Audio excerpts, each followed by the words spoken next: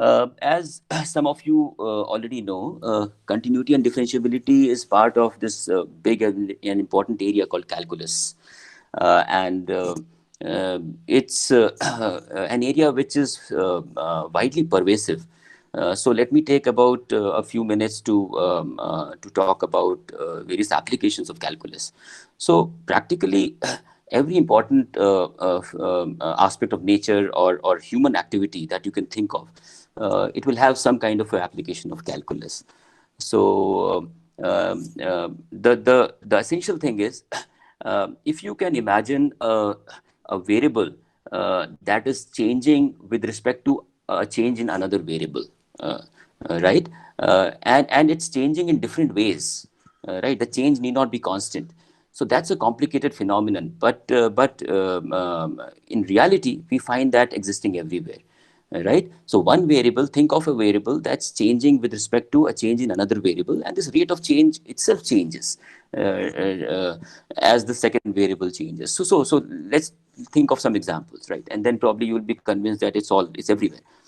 Now, as a very trivial example, think of a bowler in a cricket match who is throwing a ball towards a batsman, and once the ball leaves the bowler's hand, you can think of the first variable as the height of the ball from the ground.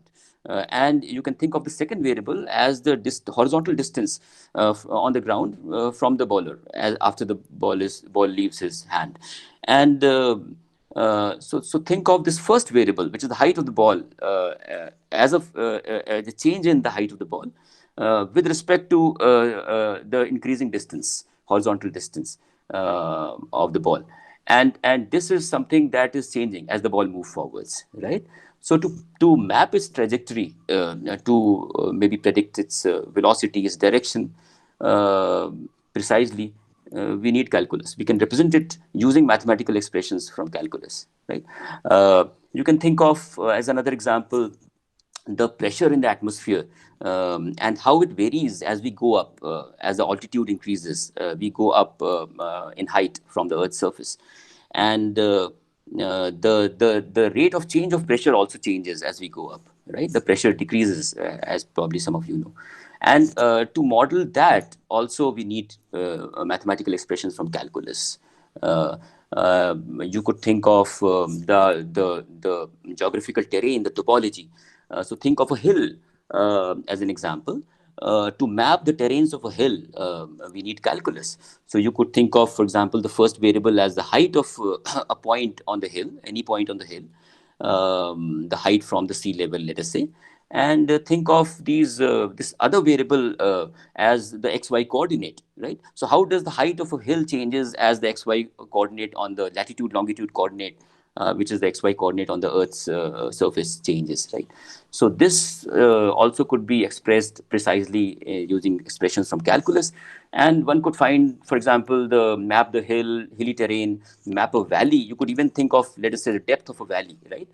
In the similar way, you could map all of these irregular terrains, find out their surface areas, etc., using calculus, right? So calculus is so powerful.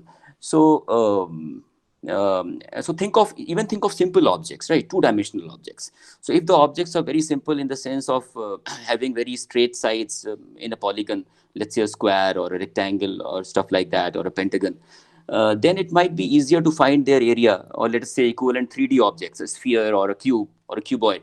It might be easier to find their area or the volume using approaches outside of calculus, for example, geometry or algebra.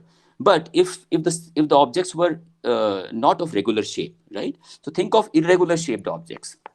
So for example, an object, hopefully you can probably see my screen, an object that has this kind of a shape. And let's say this is not just a 2D object, this could be even be a 3D object, right?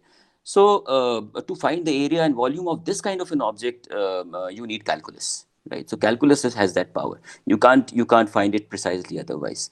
And I'm sure you will agree that in reality, these irregularities exist everywhere, right? And if you look at human applications of calculus, they are everywhere. So almost all complicated engineering applications, for example, design of roads, buildings, bridges, tunnels, etc., there's a lot of calculus that goes into it. It's pervasive in sciences.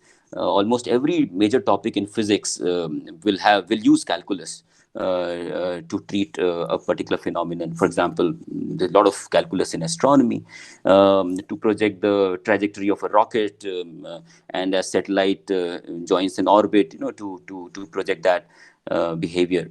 In biology, for example, so right now we are all in the midst of a pandemic, COVID-19, right? So to model and therefore estimate the growth rate of a virus or a bacteria, let us say, in a pandemic. So that again involves expressions from calculus. That growth rate is not just a simple function, right? The growth rate itself changes as so you all know by now that as the virus spreads, as more people are infected by the virus, there are furthermore people are likely to get infected. So therefore, that growth rate itself changes. So you need calculus. In economics and a lot of social sciences, there is calculus. So in economics and finance disciplines, for example, you could think of the first variable as the revenue of a company. How does that change as the output of the company changes, right? So you could model that, and you could likewise think of an economy. How is an economy growing as the output from physical output from an economy grows, etc. You could also model the share price, the stock price in the market over time using some of these expressions. So as we see, it's all pervasive, and therefore it's very useful to learn these concepts